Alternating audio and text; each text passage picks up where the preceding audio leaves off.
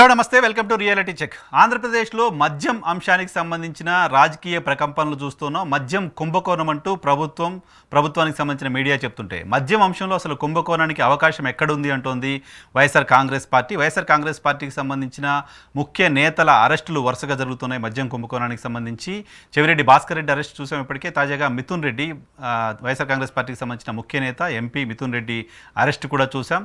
So త్వరలో జగన్మోహన్ రెడ్డిని arrest చేస్తారు లాంటి వార్తలు కూడా తెలుగుదేశం పార్టీ మీడియాలో వస్తున్నాయి. ఛార్జ్షీట్ ఫైల్ చేసిన సిట్, ఈ ఛార్జ్షీట్ ఎలా ఉంది, ఛార్జ్షీట్లో ఉన్న అంశాలేంటి, ఈ ఛార్జ్షీట్ ఆధారంగా జగన్మోహన్ రెడ్డి అరెస్టుకు సంబంధించిన అవకాశాలు ఎంత మేరకు ఉన్నాయి, ఛార్జ్షీట్లో ఇప్పటివరకు జరిగిన విచారణలో సిట్ తేల్చిన అంశాలు ఏంటి, మద్యం కుంభకోణం ఏంటి, దీనికి సంబంధించిన డీటెయిల్డ్ అనాలిసిస్, డీటెయిల్డ్ డిస్కషన్ జడ శ్రవణ్ గారితో మాట్లాడదాం. శ్రవణ్ గారు మనతో పాటు లైవ్లో జాయిన్ అవుతున్నారు. సో ఆ ఛార్జ్షీట్కి సంబంధించి ఏముంది, ఛార్జ్షీట్లో సిట్ పేర్కొన్న అంశాలు ఏంటి అనేది ఒకసారి శ్రవణ్ గారితో మాట్లాడదాం. సార్ నమస్తే, వెల్కమ్ టు ఈహా.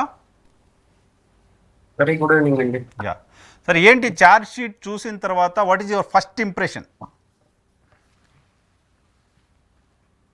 ఇంగ్లీష్ లో మనకు ఒక సామెత ఉంది నరసింహరావు గారు,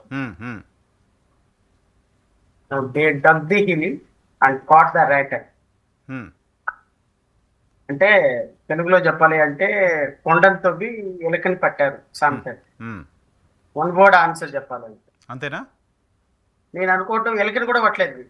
ఎలుకని కూడా పట్టలేదు. That is the issue here. They dug the hill and even not even caught the rat. Not even caught the rat. ఎందుకంటే చార్జ్ షీట్ ఇప్పుడు మీరు నేను మాట్లాడుకున్నట్టు లా ఉండదు. ఇప్పుడు మీరు ఫర్ ఎగ్జాంపుల్ ఒక ఎలిగేషన్ చేసినప్పుడు ఒక మీడియా పర్సన్ గా, లేకపోతే ఒక రాజకీయ పార్టీ హోల్డ్ ప్రెసిడెంట్ గా ఉన్న నేను ఒక ఎలిగేషన్ చేస్తున్నప్పుడు మీ ఎలిగేషన్ కి నా ఎలిగేషన్ కి లీగాలిటీ ఉండదు, లీగల్ శాంటిటీ ఉండదు.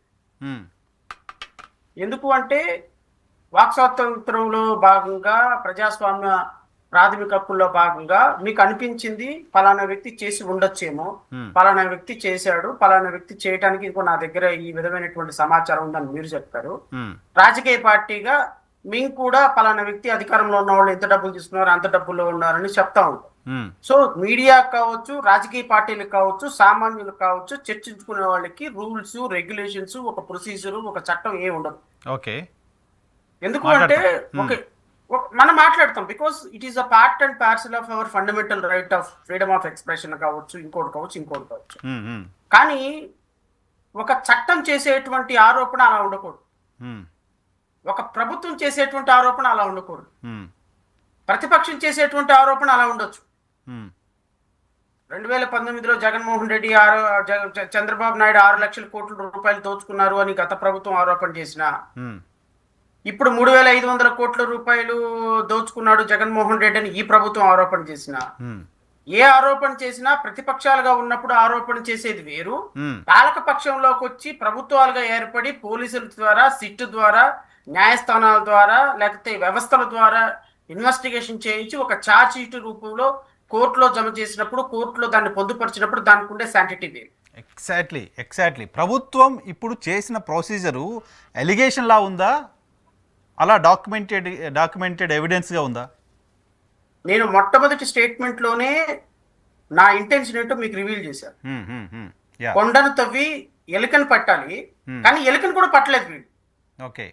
ఎందుకు పట్టలేదు? ఛార్జ్ షీట్ లో ఎందుకు? ఇప్పుడు నేను మీరు మాట్లాడుకున్నట్టు ఉండకూడదని నేను ఉదాహరణ కూడా ఎందుకు చెప్పాను అంటే, ఇక్కడ నరసింహరావు గారు ఒక మీడియా కని, ఒక లాయర్ కని, ఒక సాధారణమైనటువంటి ఒక రాజకీయ పార్టీ ఓనర్ గా, లేకపోతే ఒక అధ్యక్షుడిగా చేసుకునేటువంటి ఎలిగేషన్స్ కి కోర్టులో ఛార్జ్ షీట్ గా ఫైల్ చేసి ఛార్జ్ షీట్ రూపంలో కోర్టులో వేసేటువంటి ఆధారాలకి చాలా తేడా ఉంటుంది.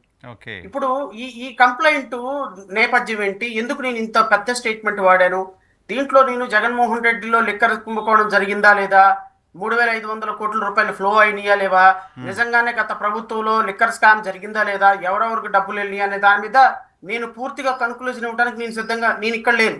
నేను సపోర్ట్ చేయడానికి నేను ఇక్కడ లేను, అపోజ్ చేయడానికి నేను ఇక్కడ లేను.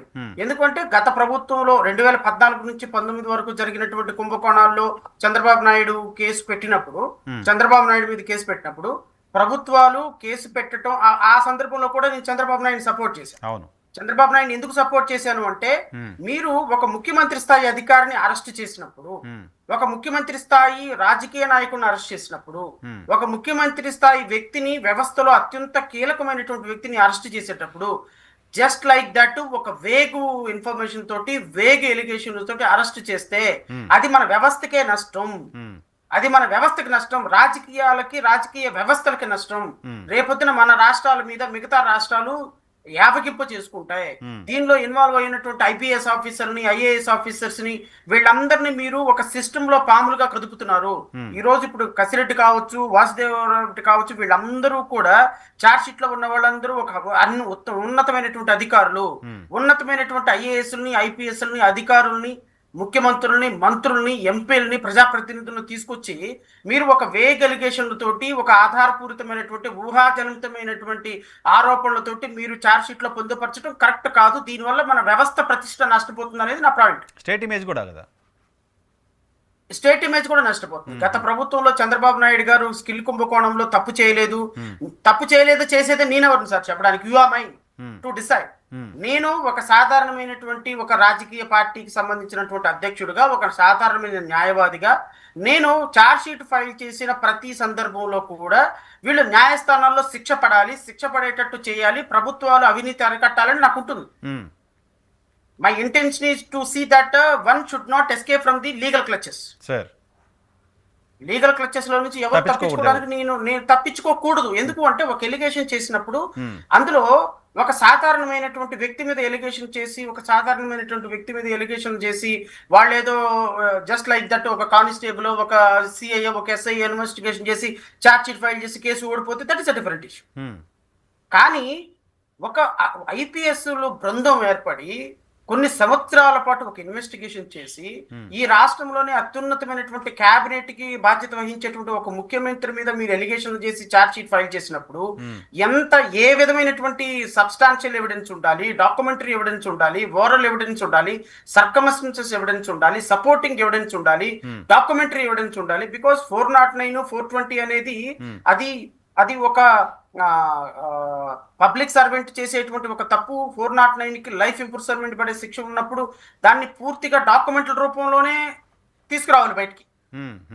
ఇప్పుడు నేను నరసింహరావు గారిని ఒక చంపదెబ్బ కొట్టాను, 323 కేసు, దానికి ఒక 6 నెలలు జైలు శిక్ష పడుతుంది. నేను చంపదెబ్బ మిమ్మల్ని కొట్టినందుకు, నేను మిమ్మల్ని తిట్టినందుకు డాక్యుమెంటరీ ఎవిడెన్స్ ఏముండదు, బ్యాంక్ స్టేట్మెంట్ ఉండదు, ఏముండదు. సో ఇది కంప్లీట్ గా ఓరల్ ఎవిడెన్స్ మీద శ్రవణ్ కుమార్ నరసింహరావు గారిని కొట్టారు, నరసింహరావు శ్రవణ్ కుమార్ ని తిట్టాడు, ఎవరో పక్కన వాళ్ళు ఎవరో వింటారు, వాళ్ళు వచ్చి కోర్టుకు వచ్చి సాక్ష్యం చెప్తారు. కానీ ఈ కేసెస్ అలా కాదు కదా. ఒక ముఖ్యమంత్రి మీద, ఒక ఎంపీ మీద, ఒక ఐఏఎస్ మీద, ఒక ఐపీఎస్ మీద 420, 409 కేసు పెట్టినప్పుడు ఈ 420, 409 కి కావాల్సింది documentary evidence, recovery of money, properties ఎక్కడెక్కడ సీజ్ చేశారు. సో ఈ 409, 420 కేసెస్ ప్రజాప్రతినిధి మీద పెట్టినప్పుడు ఓరల్ ఎవిడెన్స్ పనికిరాదు సార్. ఓకే. సో ఇప్పుడు ఛార్జ్ షీట్ లో అటువంటి ఎవిడెన్స్ ఏం చూపించలేకపోయిందా? మరి ఛార్జ్ షీట్ లో ఏముందో మేమైతే చదవలేదు గారి, మేమైతే I will explain to the best of my limited knowledge. నేను ఎక్స్ప్లెయిన్ చేస్తా దీనికి. కానీ ఒక నేపథ్యం అనేది చాలా ఇంపార్టెంట్ నరసింహరావు. నేపథ్యం ఎందుకు నేను చెప్తున్నానంటే, ఒక ముఖ్యమంత్రి స్థాయి వ్యక్తి మీద, ఒక మంత్రివర్గం మీద మీరు ఒక బురద జల్లేటప్పుడు, మాట్లాడేటప్పుడు, గత ప్రభుత్వంలో చంద్రబాబు నాయుడు మీద పెట్టిన కేసు అయినా సరే, ఇప్పుడు జగన్మోహన్ రెడ్డి మీద పెట్టి దాన్ని అరెస్ట్ చేయాలని, ఈ కేసులో జగన్మోహన్ రెడ్డి పేరు రిఫరెన్స్ రాకపోతే నేను సిట్ అధికారులు ఇచ్చినటువంటి ఛార్జ్ షీట్ ని నేను వాళ్ళని ఇప్పటికిప్పుడు ప్రాథమికంగా తప్పు పట్టేవాడు కాదు. కానీ ఇప్పుడు వీళ్ళు ఛార్జ్ షీట్ లో రాసుకున్నటువంటి వేగ్ ఎలిగేషన్స్, ఛార్జ్ షీట్ లో రాసుకున్నటువంటి ఒక్క రూపాయి కూడా ఆధారం లేకుండా, ఛార్జ్ షీట్ లో 305 పేజీల charge sheet, preliminary charge sheet కావచ్చు, charge sheet is nothing but preliminary or final ఏమి ఉండదు. ప్రిలిమినరీ ఛార్జ్ షీట్ వేశారు, this is a charge sheet. రేపొద్దున దీనికి అనుబంధమైనటువంటి charge sheet, final charge sheet వేసేస్తారు. సో మొదటగా వేసిన ఛార్జ్ షీట్ లో ఒక్క అక్షరం మార్చడానికి కూడా కుదరదు. సో కంప్లీట్ గా ఛార్జ్ షీట్ అంటే ఛార్జ్ షీటే, ఎఫ్ఐఆర్ కాపీ ఇంకోటి లాగా మార్చడానికి కుదరదు. సో ఈ ఇంత దుర్మార్గమైనటువంటి, ఇంత వేకు ఛార్జ్ షీట్ నాకు తెలిసినంత వరకు నా న్యాయ చరిత్రలో నేను ఇంతవరకు చదవాలనిపిస్తుంది. ఏంటి సార్ అంత పెద్ద మాట అన్నారు? చాలా పెద్ద మాట ఇది, చాలా పెద్ద మాట. నేను చాలా పెద్ద మాట అనడానికి కూడా నా దగ్గర నేను నాకున్నటువంటి పరిజ్ఞానం ప్రకారం నేను మీకు ఎక్స్ప్లెయిన్ చేస్తాను, మీ ద్వారా రాష్ట్ర ప్రజలకు కూడా ఎక్స్ప్లెయిన్ చేస్తాను. ఎందుకు అంటే ఇది మనం ఒక సిస్టమ్ లో ఉంటున్నాము సార్. ఈ సిస్టమ్ ఎప్పుడు కూడా బాగుండాలని కోరుకోవాలి. గత ప్రభుత్వంలో చంద్రబాబు నాయుడు 2014 నుంచి 19 వరకు 100 కోట్ల రూపాయలు స్కామ్ చేశాడు అని చెప్పిన సందర్భంలో ఆ 100 కోట్ల రూపాయల స్కామ్ కూడా చట్టం ముందు నిలబడాలి. ఒకవేళ 3,500 కోట్ల రూపాయలు జగన్మోహన్ రెడ్డి కనుక ఇప్పుడు స్కామ్ చేసింది మాట వాస్తవమే అయినట్టయితే ఈ 3,500 కోట్ల రూపాయలు కూడా చట్టం ముందు నిలబడి తీరాలి. ఇలా నిలబడగలిగినప్పుడే నువ్వు పోయిన తర్వాత నేను పోయిన తర్వాత మా అన్నయ్య, మళ్ళీ చంద్రబాబు నాయుడు పోతే మళ్ళీ జగన్ పోతే మళ్ళీ ఆయన 1000 కోట్లు తిన్నాడని, నువ్వు 5,000 కోట్లు తిన్నావని, 3,000 కోట్లు తిన్నావని ఒకరి మీద ఒకరు కేసులు పెట్టుకుని ఐపీఎస్ ఆఫీసర్ని, ఐఏఎస్ ఆఫీసర్ని, ఐఆర్ఎస్ ఆఫీసర్స్ ని, గ్రూప్ 1 ఆఫీసర్ అందరినీ లోపల పంపించుకుంటా కూర్చుంటే రాష్ట్ర ప్రజలు పిచ్చోళ్ళ సార్. అదే కదా, ఇద్దరి మధ్య ఫైట్ కాదు కదా, స్టేట్ కదా. రాష్ట్ర ప్రజలకి ఒక సంకేతం ఇవ్వాలి కదా. ఇప్పుడు మీరు ఈ విధమైనటువంటి చార్జ్ షీట్ వల్ల ఒక్క రోజు కూడా జగన్మోహన్ రెడ్డికి జైలు శిక్ష పడదు కాక అసలు రిమాండ్ యాక్సెప్ట్ చేస్తారో కూడా లేదు నాకు తెలియదు. ఐఎమ్ వెరీ సారీ టు సే. నేను మీకు చెప్తాను, ఎందుకంటే మనం కూడా వేగంగా మాట్లాడుకోవాలి. మనకి పోలీసులు వేసిన ప్రతి మాట, పోలీసులు వేసిన ప్రతి ఛార్జ్ షీటు ప్రామాణికమే. మీరు నేను ఎలిగేషన్ చేసినట్టు కాదు. పోలీసులు చేసినటువంటి ప్రతి ఆధారానికి, చేసినటువంటి ప్రతి ఆరోపణకి వీళ్ళ ఆధారాలు చూపించాల్సి వస్తుంది కోర్టు ముందు. చూపించాలి మరి. నేను మీకు చెప్తాను నరసింహరావు గారు, 26/8/2024 ఎడ్డి Venkateswararao Srinivas and son of Venkateswararao, principal secretary revenue excise of Andhra Pradesh కి ఒక రిపోర్ట్ రాశాడు సార్. 26/8/2024 ఇగో ఈ రాష్ట్రంలో మద్యం మీద కొన్ని 1,000 కోట్ల రూపాయలు, 4,000 కోట్ల రూపాయలు స్కామ్ జరిగింది. దీని మీద మీరు ఇమీడియట్ గా ఇన్వెస్టిగేషన్ చేయండి అని 2024 ఆగస్టు, అంటే రమారమి ఆంధ్రప్రదేశ్ సిట్ పోలీసులకి ఈ కంప్లైంట్ వచ్చి రమారమి 11 నెలల పైన అవుతుంది. అంటే 1 year అప్రాక్సిమేట్లీ 1 year ఈ కేసు మీద ఇన్వెస్టిగేషన్ జరిగింది. నెంబర్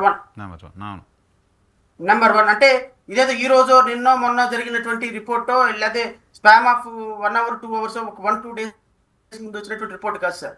వీళ్ళకి వచ్చినటువంటి రిపోర్ట్ ప్రిన్సిపల్ సెక్రటరీ ఎగ్జామిన్ చేసిన తర్వాత దాన్ని మళ్ళీ అటు తిప్పి ఇటు తిప్పి ఎగ్జామిన్ చేసి సిట్ అధికారులను వేసి ఆ సిట్ అధికారులు అందరూ కూడా కన్ఫర్మ్ చేసుకున్న తర్వాత సార్ 20/9/2024 సిఐడి పోలీసులు crime number 21/2024 under section 409 and 420, 120B of IPC ఇది ఆయన కంప్లైంట్ ని రిజిస్టర్ చేశారు సార్. అంటే ఎప్పుడులో రిజిస్టర్ చేశారు సార్? 26/8 వచ్చినటువంటి రిపోర్టుని ప్రాథమికంగా ఎగ్జామిన్ చేసి ప్రిన్సిపల్ సెక్రటరీ దగ్గర నుంచి సిట్ వాళ్ళ అధికారుల దగ్గరకు వచ్చి అధికారులు ప్రాథమికమైన రిపోర్ట్ ఇచ్చి 4,000 కోట్లు 5,000 కోట్లు మధ్యంలో కుంభకోణం జరిగింది. సో ఈ కుంభకోణం మీద జరిగినటువంటి కుంభకోణాన్ని మీరు ఇన్వెస్టిగేషన్ చేయొచ్చు, ప్రాథమిక ఆధారాలు ఉన్నాయి. తర్వాత దాన్ని సిఐడికి రాస్తే సిఐడి ఒక 10 రోజులు తేడాలు, అంటే 23/9 అంటే 26వ తారీఖున కంప్లైంట్ ఇస్తే 1 month లోనే రిపోర్ట్ తయారు చేసేసారు సార్. అంటే ఇంచుమించుగా రమారమి సిఐడి ఆఫీసులు, సిఐడి పోలీసులు, ఐపీఎస్ లో ఉన్నటువంటి ఇంత అత్యున్నతమైనటువంటి వ్యవస్థ 1 year అప్రాక్సిమేట్ గా దీని మీద ఇన్వెస్టిగేషన్ చేసింది అన్న విషయం మర్చిపోకూడదు. 409 and 420 అంటే అర్థం ఏంటి అంటే మీకు తెలుసు, ఈ 409, 420 ప్రాథమికంగా కంప్లీట్ డాక్యుమెంటేషన్ మీద, కేవలం అంటే ఆరోపణల మీద కాకుండా, only oral evidence, direct evidence మీద కాకుండా కంప్లీట్ డాక్యుమెంటరీ ఎవిడెన్స్ మీదే నిలబడేటువంటి case 409 and 420. So other than document ఈ 409 లో ఓరల్ ఎవిడెన్స్ పనికిరావు. ఎందుకు అంటే నువ్వు పెట్టింది కేసు ఏదో అన్లాఫుల్ అసెంబ్లీ కేసు కాదు. తర్వాత ఈ కేసు పెట్టిన తర్వాత ఈ కేసులో వీళ్ళు రాసినటువంటి ఛార్జ్ షీట్ ని నేను గమనిస్తే నరసింహరావు గారు ఇది అంతా కంప్లీట్ గా వీళ్ళు రాసినటువంటి ఛార్జ్ షీట్ లో అసలు ఫస్ట్ నుంచి ఇప్పటి వరకు వీళ్ళ ఎలిగేషన్ ఏందో చెప్తాను మీకు.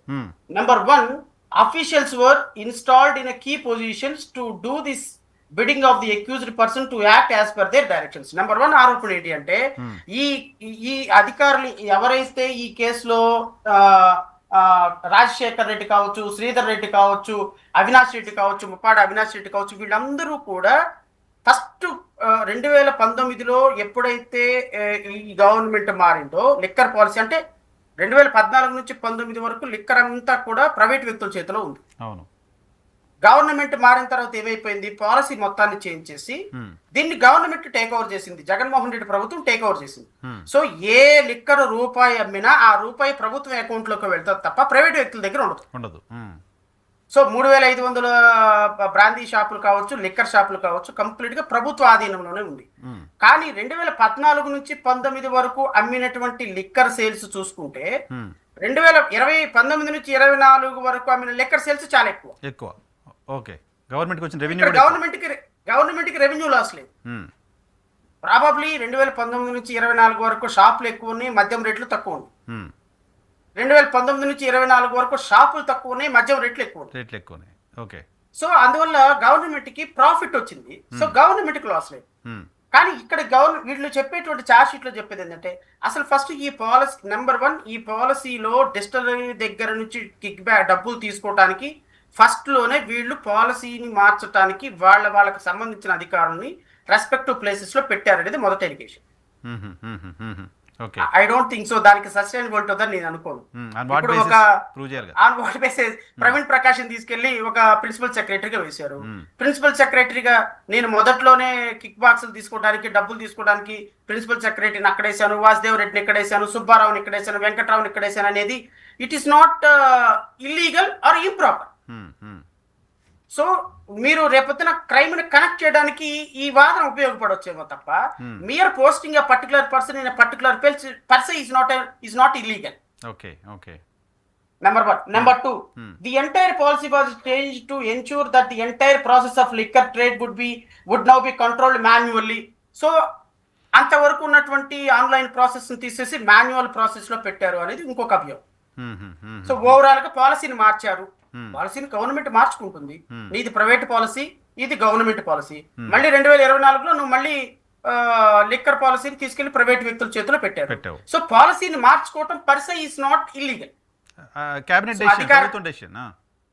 అధికారాలను పోస్ట్ చేయటం ఈజ్ నాట్ ఇల్లీగల్. అండ్ పాలసీని మార్చడం ఈజ్ నాట్ ఇల్లీగల్. మాన్యువల్ నుంచి ఆన్లైన్ కి వచ్చారు, ఆన్లైన్ నుంచి మాన్యువల్ కి వచ్చారు అనేది is not a illegal. And ఎంత దారుణం అంటే పైన వీళ్ళు ఈ పాలసీని ఇట్లా మార్చిన తర్వాత రిజల్టెంట్లీ immense financial gain to the time of approximately of about 3,500 crores were accrued to the accused and also certain powerful persons at the expenses of the public at large as per the picture which has emerged from the investigation. So what is the final conclusion of the charge sheet is ఈ పాలసీని change చేసి వీళ్ళందరినీ key positions లో పెట్టి 3,500 కోట్ల రూపాయల అక్రమాలకి పాల్పడ్డారు వీళ్ళందరూ కూడా అనేది ఎలిగేషన్. ఈ 3,500 కోట్ల రూపాయలు ప్రభుత్వానికి రావాల్సిన రెవెన్యూ తగ్గిందని కాదు ఎలిగేషన్ ఇక్కడ. సో త్రూ డిస్టిలరీస్ ద్వారా వాళ్ళ దగ్గర నుంచి 12 నుంచి 20% డబ్బులు తీసుకొని ఆ డిస్టిలరీలకి ఈ పర్మిట్లు ఇవ్వటం ద్వారా వీళ్ళు 3,500 కోట్ల రూపాయలు గెయిన్ చేశారు అనేది ఇంపార్టెంట్. అండ్ ఇంకా వెరీ ఫన్నీగా చెప్తాను మీకు, ఇంకా ముందుకెళ్ళేకుంది ఇంకా చాలా విడ్డూరాలు వస్తాయి. ది అక్యూజ్డ్ మీన్స్ ఎవరెవరైతే వీళ్ళందరూ ఉన్నారు వీళ్ళందరూ the accused planned the change in the excise policy and also modalities to ensure that they would receive large kickbacks. Majority portion of such kickbacks was received in a cash, gold, bullion, etc. Further, the accused also planned the rotation of money from the liquor suppliers, manufacturers to themselves, their family members and our associates. Investigation is underway to unreveal the high-level, multi-level financial transaction to unearth the entire set of beneficiaries of the accused and persons identified so far. ఈ 3,500 కోట్ల రూపాయలంట sir cash రూపంలో కొంత వచ్చిందంట, gold రూపంలో కొంత వచ్చిందంట, bullion రూపంలో కొంత వెళ్ళింది అంట, తర్వాత షెల్ కంపెనీస్ పేరు మీద కొంత వెళ్ళింది అంట. ఎంత నుంచి 3,500 కోట్ల రూపాయలు ఎక్కడి నుంచి వెళ్ళింది, ఎలా వెళ్ళింది, ఏం వెళ్ళింది, క్యాష్ ఎలా వెళ్ళింది, entire charge sheet is silent about. అది ఎక్కడ లేదు, దానికి సంబంధించిన ఎవిడెన్స్ లేదు, డాక్యుమెంట్ లేదు, ఎవిడెన్స్ లేదు. అంటే ఇంకా దుర్మార్గం ఏంటి అంటే ఇంకా దురదృష్టం ఏంటి అంటే, ఉమ్, ఇంకా ఫన్నీ థింగ్ ఏంటి అంటే, ఉమ్, వీళ్ళు చార్జ్ షీట్ లో రాసుకుంటారు నరసింహరావు గారు, um, it is further revealed um, during investigation, అంటే మా విచారణలో తేలింది ఏంటి అంటే, um, that the cash was received in the form of kickbacks. అంటే కిక్ బ్యాక్స్ అంటే సార్ డబ్బు మూటలు, um, kickbacks um, was distributed to the voters during the general elections 2024 um, for the purpose of inducing the voters to vote for the YSRCP party. Um, This was corroborated by the statements of LW 142, 162, 167, 167, 1-22. అంటే ఈ సాక్షులందరి విచారణలో చేయలేని దాని ప్రకారం the గౌరవనీయులైనటువంటి IPS officers, పెద్ద పెద్ద ర్యాంకర్లు ఉన్నటువంటి 30 సంవత్సరాల ఎక్స్పీరియన్స్ ఉన్న ఐపీఎస్ ఆఫీసర్లు అందరూ తేల్చింది ఏంటి అంటే, నరసింహరావు గారు, it is further revealed during investigation that the cash was received in the form of kickbacks was distributed to the voters during general election 2024 for the purpose of inducing the voters to vote for the YSRCP. So 2024లో జరిగినటువంటి general elections లో ఈ 3,500 కోట్ల రూపాయల్లో భాగాలు kick backs రూపంలో వచ్చిన డబ్బంతా 2024లో వైఎస్ఆర్సీపీ ఓటర్లు డబ్బులు పంచడం కోసం ఈ కిక్ బ్యాక్స్ ని జనరల్ ఎలక్షన్ లో వైఎస్ఆర్సీపీ వాళ్ళు స్పెండ్ చేశారు. This is the finding of SIT. ఇప్పుడు నేనేం అడుగుతానంటే, ఫస్ట్ ఆఫ్ ఆల్ 2024లో వైఎస్ఆర్సీపీ 3,500 కోట్ల రూపాయలు ఎలక్షన్ లో డబ్బులు పంచుతుంటే, ఎలక్షన్ అబ్జర్వర్లుగా, ఎలక్షన్ ఆఫీసర్లుగా ఉన్నటువంటి కలెక్టర్లు, ఆర్డీఓలు వీళ్ళందరూ ఏం చేస్తున్నారు? నెంబర్ 1, ఎవరెవరైతే ఈ 3,500 కోట్ల రూపాయల దొంగ డబ్బు రూపంలో తీసుకున్నటువంటి ఓటర్లందరినీ మీరు ఎక్యూజులుగా జాయిన్ చేస్తున్నారా లేదా? ఎగ్జాక్ట్లీ. ఇప్పుడు వాళ్ళు కూడా లిక్కర్ కుంభకోణంలో భాగం అవుతారా?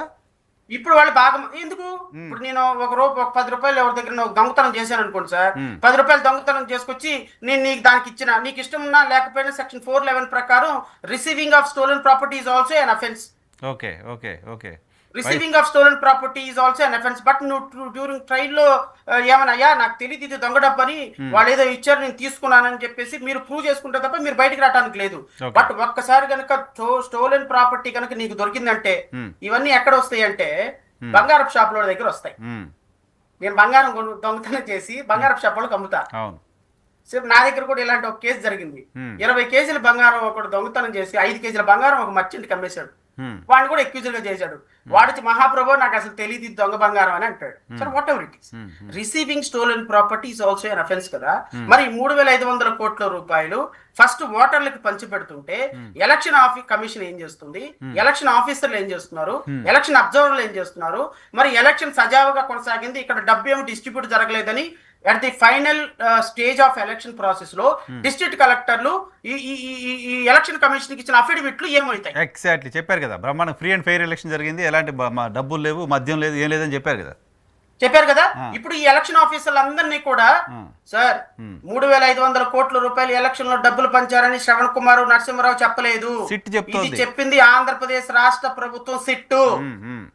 ఆంధ్రప్రదేశ్ రాష్ట్ర ప్రభుత్వం సిట్ అధికారులు ఇప్పుడు ఎలక్షన్ కమిషన్ మీద ఎలక్షన్ లో డబ్బులు తీసుకున్నారు అని ఓటర్ల మీద వేసినటువంటి అభియోగాన్ని నిరూపించుకోవాల్సిన బాధ్యత వాళ్ళ మీదే ఉంటుంది. 2024 సంవత్సరంలో జరిగిన జనరల్ ఎలక్షన్స్ లో డబ్బులన్నీ వైఎస్ఆర్సీపీ వాళ్ళు కిక్ బ్యాక్స్ రూపంలో డబ్బులు పంచుతుంటే మీరు ఏం చేశారు? అధికారులు ఏం చేశారు? ఎలక్షన్ కమిషన్ ఏం చేస్తుంది? ఇప్పుడు ఈ డబ్బులు తీసుకున్న ఓటర్లందరినీ ఐడెంటిఫై చేసి వాళ్ళందరినీ అరెస్ట్ చేస్తారా లేదా అనేది జేబీఎంరావు భారతి పార్టీ ప్రధానమైనటువంటి డిమాండ్. అంటే నేను ఇంకొక స్టెప్ ముందుకేసి వెళ్తున్నాను. నేను ఈ సిట్టు వేసినటువంటి ఛార్జ్ షీట్, కోర్టులో వేసినటువంటి ఛార్జ్ షీట్ కి ప్రతి లైన్ కి, ప్రతి వర్డ్ కి, ప్రతి కన్క్లూజన్ కి లీగాలిటీ ఉంటుంది.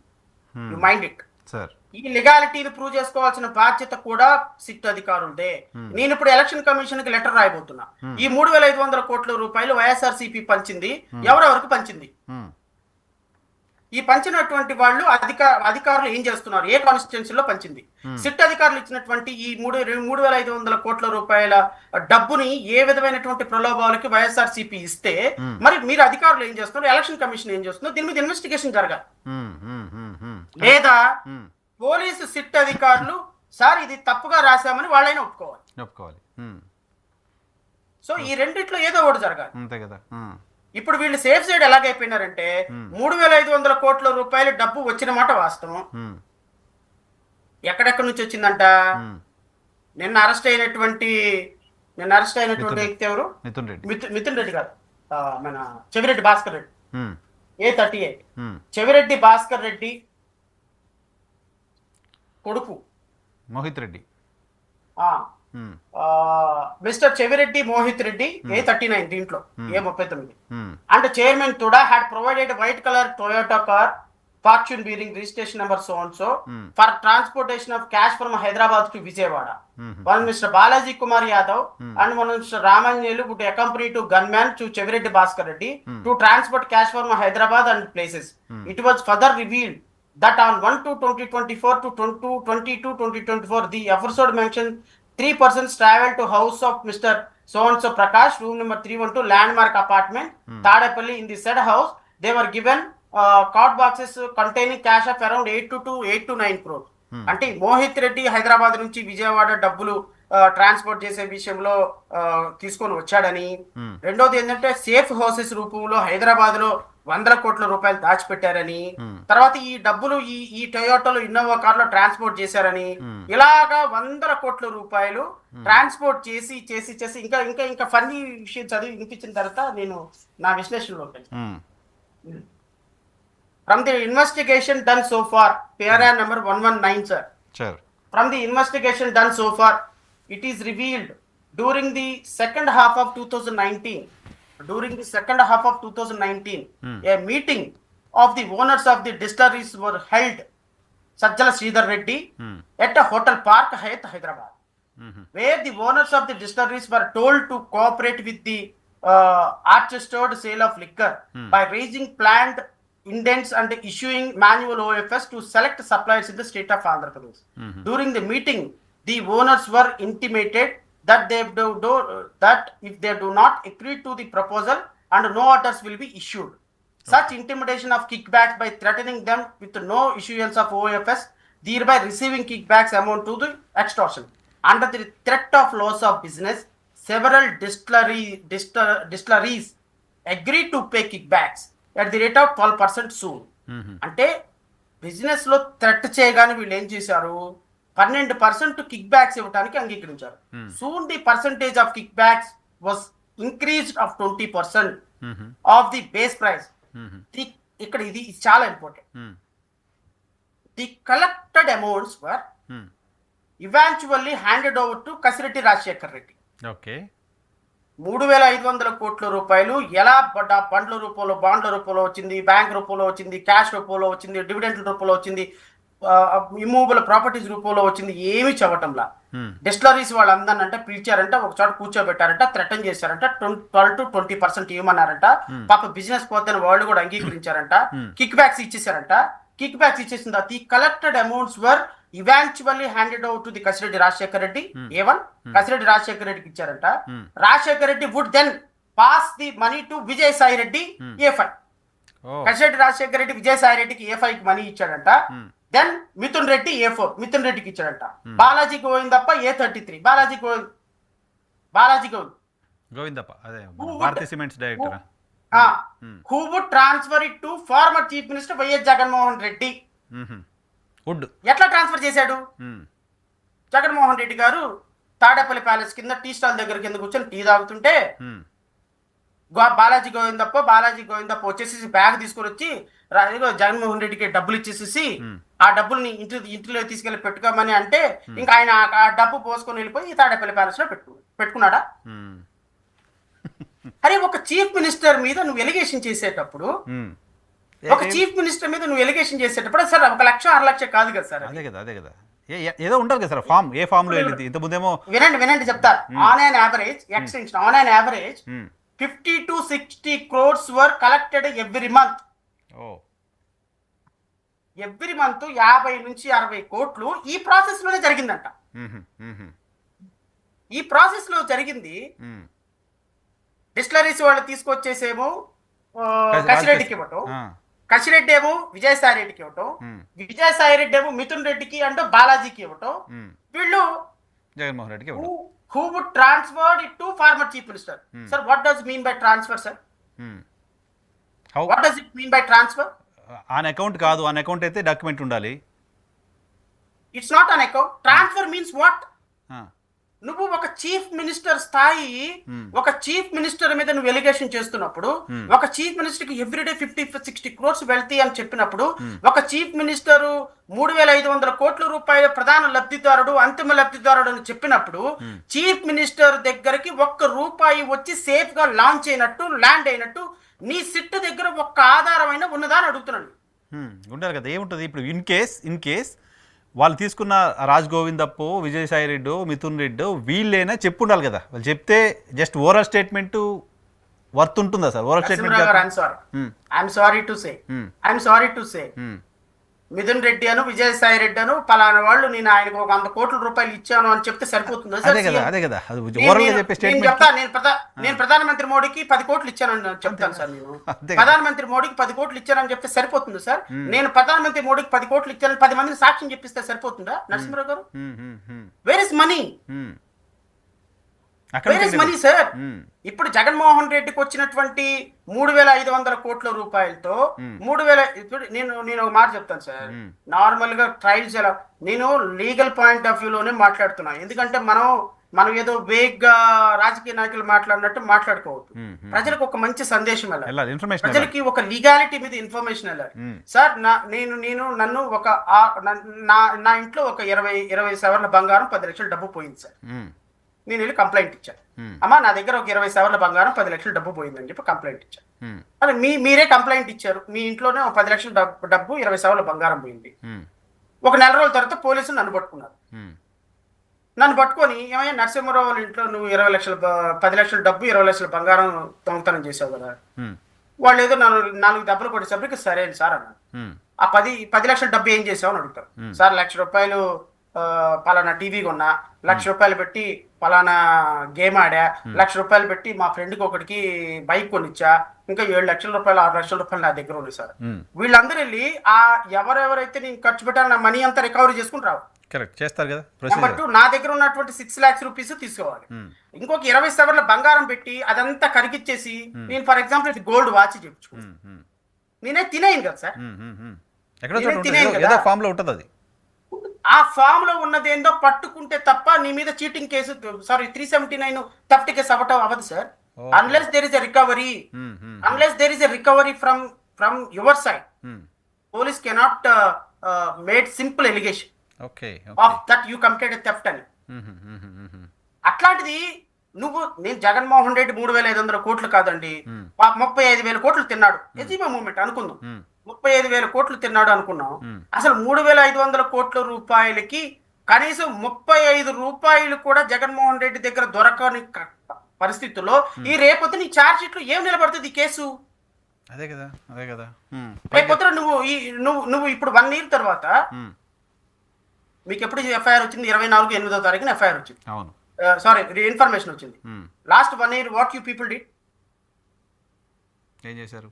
ఒక సంవత్సరం పాటు ఏం చేస్తున్నారు? సంవత్సరం పాటు ఒక చీఫ్ మినిస్టర్ మీద మీరు ఎలిగేషన్ చేసేటప్పుడు ఒక ఆధారం సంపాదించలేరా? 1 రూపాయి ఆయన దగ్గర నుంచి పట్టుకోలేరా? 1 రూపాయి ఒక బ్యాంక్ స్టేట్మెంట్ తీసుకోలేరా? ఈ డబ్బు 3,500 కోట్ల రూపాయలతోటి ఇదిగో పలానా డబ్బులు కొన్నాడు, లేకపోతే పలానా ఆస్తి కొన్నాడు, లేకపోతే పలానా వాళ్ళకి డబ్బులు ఇచ్చాడు, లేకపోతే పలానా సేఫ్ హౌస్ లో డబ్బులు పెట్టాడు అంటే ఇమాజిన్ చేసుకొని 2024లో పలానా అపార్ట్మెంట్ లో 1000 కోట్లు దాచిపెట్టారండి, పలానా అపార్ట్మెంట్ లో 200 కోట్లు దాచిపెట్టారండి, పలానా అపార్ట్మెంట్ లో సేఫ్ హౌస్ పెట్టి దాచిపెట్టండి. ఇప్పుడు వెళ్ళి చూస్తే అపార్ట్మెంట్ లో ఏముండదండి, పూర్తిగా ఉందండి మొత్తం. పలానా 2024 జనవరిలో అండి 10 కార్లతోటి డబ్బులు ట్రాన్స్పోర్ట్ చేశారండి. ఆ 10 కార్లతోటి ట్రాన్స్పోర్ట్ చేసేసి ఆ 10 కార్లు డబ్బు వచ్చిందండి. మరి ఇప్పుడు ఆ కార్లు ఎక్కడున్నాయి? డబ్బు తీసుకొచ్చాడా అంటే సీసీ కెమెరాలో కార్లు వచ్చినాయండి. హైదరాబాద్ నుంచి కార్లు వచ్చినాయి. సీసీ కెమెరాలో నుంచి హైదరాబాద్ నుంచి కార్లు వస్తే డబ్బు ఉన్నట్టేనా? బూడిదన్న కనపడాలి, బూడిదన్న కనపడాలి, కనీసం బూడిదన్న ఎవిడెన్స్ అవుద్దేమో, బూడిదన్న కనపడాలి కదా.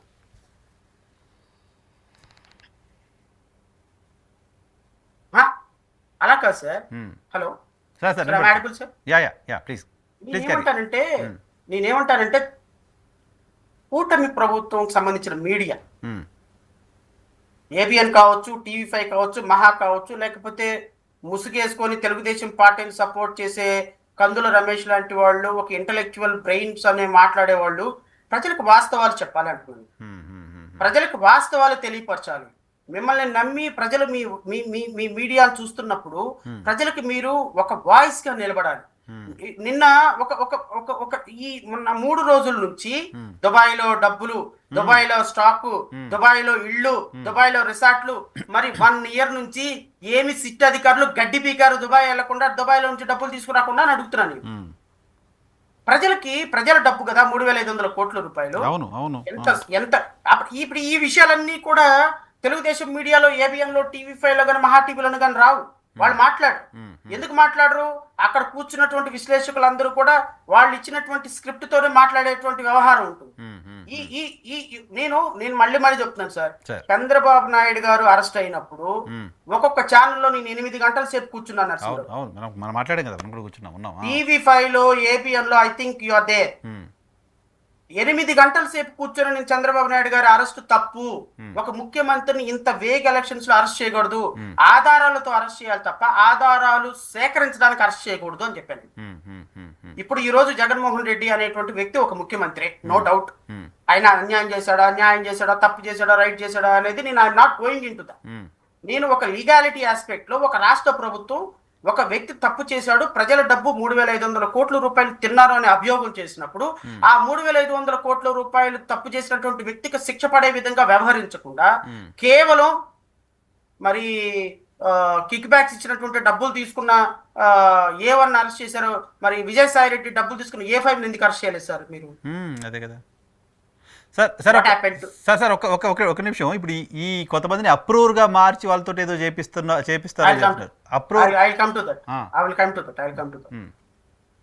ఈ ఆన్ అన్ యావరేజ్ 50 నుంచి 60 కోట్ల రూపాయలు ఎవ్రీడే జగన్మోహన్ రెడ్డి రిసీవ్ చేసుకున్నాడు అని చెప్పటానికి ఒక సిట్ అధికారులు చేసినటువంటి విఫల ప్రయత్నంలో 50-60 కోట్ల రూపాయలు ఎలా వచ్చినాయి అని మీరు ప్రాథమికమైన నిర్ధారణకు వచ్చారు చెప్పండి. బ్యాంక్ ట్రాన్సాక్షన్ లేదు, జగన్మోహన్ రెడ్డి దగ్గర 1 రూపాయి కూడా రికవరీ లేదు. ఒక ముఖ్యమంత్రి మీద మీరు ఆరోపణ చేసేటప్పుడు డబ్బులు తీసుకొచ్చి చెవిరెడ్డి భాస్కర్ రెడ్డి తీసుకొచ్చి, గోవిందప్ప తీసుకొచ్చి డబ్బులు ఇచ్చేటప్పుడు రోజుకి 50-60 కోట్ల రూపాయలు ఏ ఫామ్ లో వచ్చి జగన్మోహన్ రెడ్డికి చేరినాయి సార్.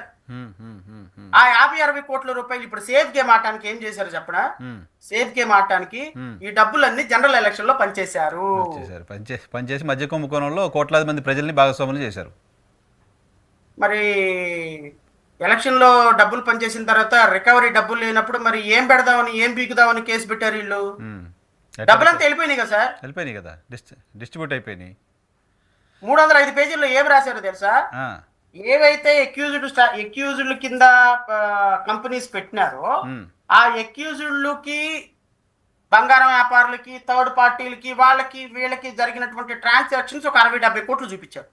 ఈ ట్రాన్సాక్షన్ ఫిక్చర్స్ ట్రాన్సాక్షన్సా, కరెక్ట్ ట్రాన్సాక్షన్సా, మంచి ట్రాన్సాక్షన్సా, దేనికి జరిగినాయి? ఇప్పుడు నేను ఉన్నాను సార్, నేను ఒక 50 లక్షల రూపాయలు పెట్టి బంగారం కొన్నాను. ఆ బంగారం కొనడానికో లేకపోతే ఒకటి ఏదైనా పర్చేజ్ చేశాను నా కంపెనీ తరఫున, డిస్టిలరీ నా కంపెనీ తరఫున నేను ఒక పర్చేజ్ చేశాను. ఆ పర్చేజ్ చేసిన ట్రాన్సాక్షన్ తీసుకొచ్చి దీంట్లో రాసి పడేశారు. ఏమని రాశారు? ఇది శ్రవణ్ కుమార్ కి పలానా వ్యక్తి, ఫర్ ఎగ్జాంపుల్ డిస్టిలరీ వాడు నాకు ఏమైనా 10 లక్షలు ఇచ్చాడు అనుకోండి, శ్రవణ్ కుమార్ కి 10 లక్షలు ఇచ్చింది ఎందుకు అంటే, శ్రవణ్ కుమారు